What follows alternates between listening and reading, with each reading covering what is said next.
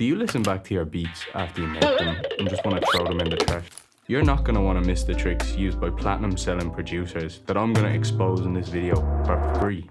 So, here's the track I made.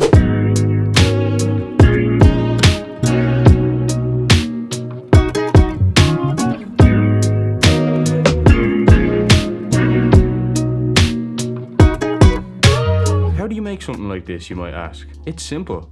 I've broken it down into 5 short steps for you. 1.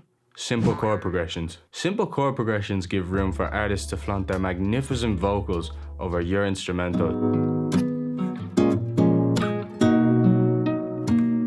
They don't want your complicated beat with 3 counter melodies going in the relative minor. And are you trying to get artists to sing over your beats? Or are you trying to win a beat battle? If you're trying to win a beat battle, cool. But if you want artists to sing over your beats, simplify that shit.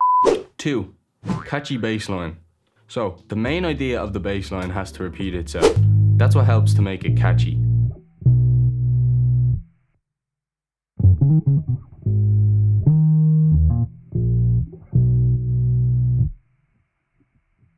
The bassline is effectively the glue that brings the song together. If you don't have a good bassline, you don't have a good song. Most of the time your basslines can be really simple. Don't overcomplicate it, and there'll be plenty of room for artists to sing over. It's literally just root notes following the chords with little embellishments at the end to kind of spice things up. 3. Layering. Layering is what will turn an amateur sounding production into a masterpiece. You don't need to be a music theory genius for this. You literally just build on the original idea that you have. All I did here was I took the basic acoustic guitar part and I layered onto it with some synths and some keys.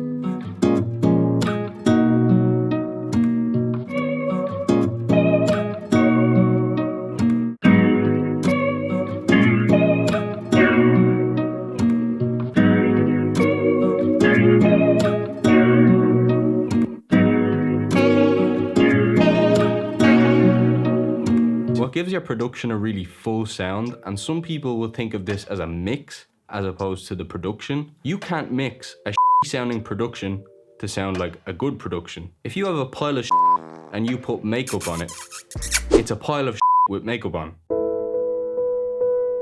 We're just layering up a ton of instruments so that we're not trying to reach for extra tools in the mix at the end. Now, I also added in a little melody part, which I layered up with electric guitars too. So, by layering up synths and guitars, you get this really full, rich sounding production that sounds like it was produced by platinum selling record producers. 4. Simple drum groove. Similar to my point earlier, simple drum grooves leave room for artists to sing over.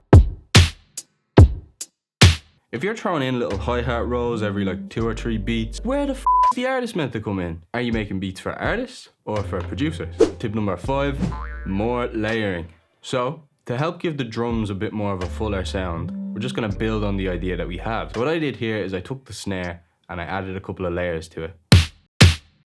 It just makes the snare real fat and juicy. This all gels into like the last 5 points that I was talking about. We're making the beat more beautiful and full sounding without taking away any of the room from the artist. And there you go. Those are all the tricks you can use to make a track that sounds like Snooze. If you want to learn more about why SZA's new album is so addictive, I also made a video about that. You can watch it right here.